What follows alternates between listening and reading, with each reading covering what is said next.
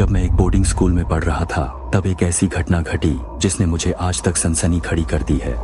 वह यह है कि जब भी देर रात होती मैं अक्सर कॉलेज कैंपस के किसी अंधेरे और सुनसान कोने में एक खूबसूरत और काव्यात्मक लड़की को मधुर और मनभावन गीत गाते हुए धीरे से सुनता था। लेकिन मैं आप सभी को यह सटीक और महत्वपूर्ण सलाह देना चाहता हूं कि अनावश्यक जिज्ञासा के कारण इस अजीब आवाज के स्रोत की तलाश न करें, क्योंकि आप शायद ऐसी चीजें देख सकते हैं जिन्हें वर्णित करना मुश्किल है।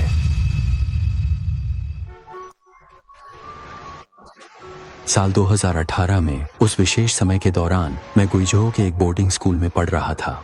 यह स्कूल तीनों ओर पहाड़ों से घिरा था, मानो यह दुनिया से अलग छोटी घाटी में छिपा हो। छात्र अधिकांश समय कैंपस में ही रहते थे, बाहर जाने के बहुत कम मौके मिलते थे। हमारा लड़कों का छात्रावास पहाड़ी के किनारे बना हुआ था और मैं चौथी मंजिल के कमरे 415 में रहता था। बालकनी के बाहर सिर्फ एक बंजर पहाड़ी थी।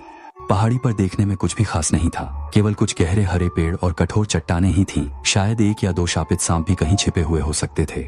मुझे याद है कि जब मैं द्वितीय कक्षा में था, छोटी उम्र में समझदार नहीं था और किशोर अवरोध के दौर से गुजर रहा था, मैं अक्सर रात के 11:10 में प्रबंधक की जांच पूरी होने का इंतजार करते नीचे आराम करें। फिर कोई चुपके बालकनी में धूम्रपान करता है। सच कहूं तो उस समय धूम्रपान का मकसद आनंद लेना नहीं था, बल्कि मुझे लगा ऐसा करने से मैं खुद को बेहतर दिखा सकता हूँ। एक रात मैं बालकनी पर झुककर पीछे पहाड़ी की ओर देखते हुए धूम्रपान कर रहा था। अचानक मुझे ऐसा लगा कि मैंने एक लड़की के गाने की आवाज सुनी।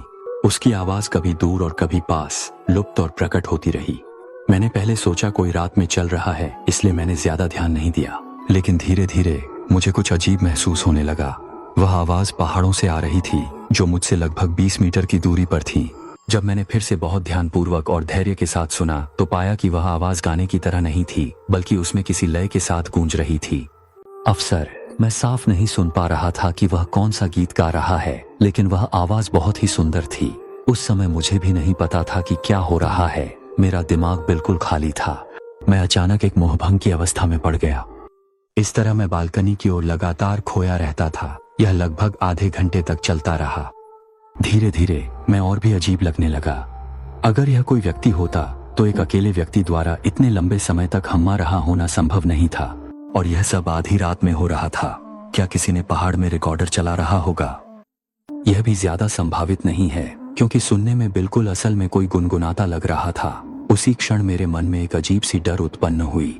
मेरी पीठ पर ठंड सी महसूस हुई। मुर्गियों की त्वचा पर गंजे पड़ने लगे। इस अजीब अनुभूति ने मुझे पूरी तरह से जगाया। मैं बिना किसी चिंता के डोरम की ओर दौड़ा। डोरम में अन्य लोग अभी भी बातचीत कर रहे थे। मैंने समय देखा तो पहले ही 12 बज चुके थे।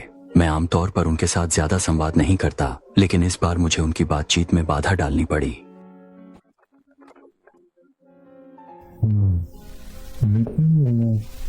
उन्होंने बातचीत रोक दी और सभी ने एक साथ मेरी ओर देखा।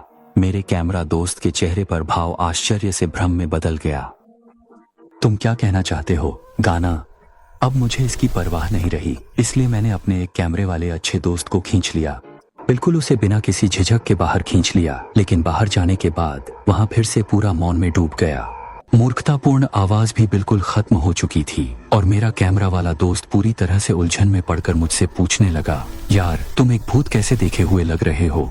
मैंने खुद को संभाल कर अभी जो कुछ भी हुआ उसके बारे में उसे सरलता से बता दिया। कैमरा वाले दोस्त ने एक बेवकूफी भरी अभिव्यक्ति के साथ मेरी ओर देखा। मजाक में उसने हंसते हुए पूछा, भाई क्या तुमने ज्यादा धूम्रपान किया है जिससे तुम बिल्कुल भ्रमित हो गए हो? आधी रात है और सभी सो रहे हैं, फिर भी गाने की आवाज कहां से आई? मैंने भी खुद पर शक करना शुरू कर दिया। शायद मैंने खुद को डराया था, इसलिए मैं चुपचाप वापस रिहाइश कक्ष में लौट आया। बिस्तर पर लेटकर सोचने पर भी कुछ ज्यादा गंभीर नहीं लगा। शायद उस समय मैंने वास्तव में कल्पना सुनी थी। फिर मुझे लगा कि यह मामला इस तरह खत्म हो गया। लेकिन 1 साल का समय बीत जाने के बाद वहां पर और भी अधिक डरावनी घटनाएं धीरे धीरे शुरू होने लगीं। उस समय हमारे स्कूल ने परिसर बदलने का निर्णय लिया, इसलिए सभी शिक्षक और छात्र नए स्थान पर स्थानांतरित हो गए और हमारा मूल परिसर दूसरी एक माध्यमिक विद्यालय द्वारा संभाला गया। उनके छात्र यहाँ स्थानांतरित हो गए। इस प्रक्रिया में पुरुष और महिला छात्रावास भी बदले गए। उस समय मेरी एक प्रेमिका थी। वे ठीक वही स्कूल से थे जो हमारे पूर्व परिसर में स्थानांतरित हुआ था। जब कुछ नहीं होता था हम हमेशा एक साथ रहते थे। क्योंकि वह स्कूल में नहीं रहता था, वह अकेले रहता था। वह हमेशा मुझे अपने स्कूल की विभिन्न मजेदार कहानियां सुनाता था। एक दिन जब हम पार्क में देर तक घूम रहे थे, उसका चेहरा असामान्य रूप से गंभीर हो गया। मैंने उससे पूछा क्या हुआ। उसने अचानक मुझसे आज कहने लगी, मैंने अपने वर्ग के सहपाठियों को मुझसे कहते सुना, हाल ही में स्कूल में एक अजीब घटना घटी। मेरी एक महिला सहपाठी रात के बीच में रिहाइश कक्ष से बाहर जाकर बाथरूम जाने के समय अचानक दूर से एक गीत की मधुर आवाज सुनी।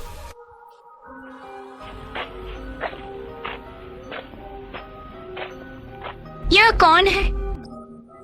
वह रात के बीच में भी गाना गाता था। फिर भी यह काफी अच्छा है ना?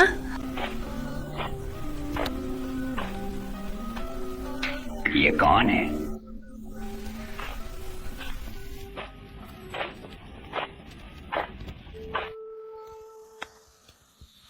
यह क्या स्थिति किस प्रकार की है? हाँ,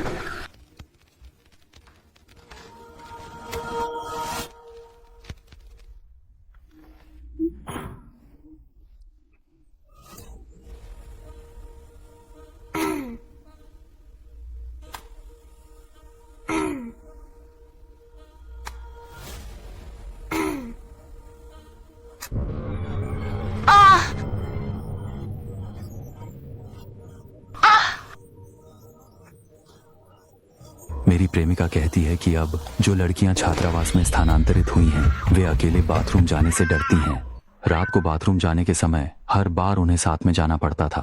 उस समय मुझे अचानक 1 साल पहले मेरे साथ हुई घटना याद आई, तो मैंने उनसे पूछा कि उनकी कक्षा की लड़कियों का रिहाइश कक्ष किस मंजिल पर है, वह लड़की किस कमरे में है। उसने मुझे यह भी बताया कि 413 नंबर कमरा में है।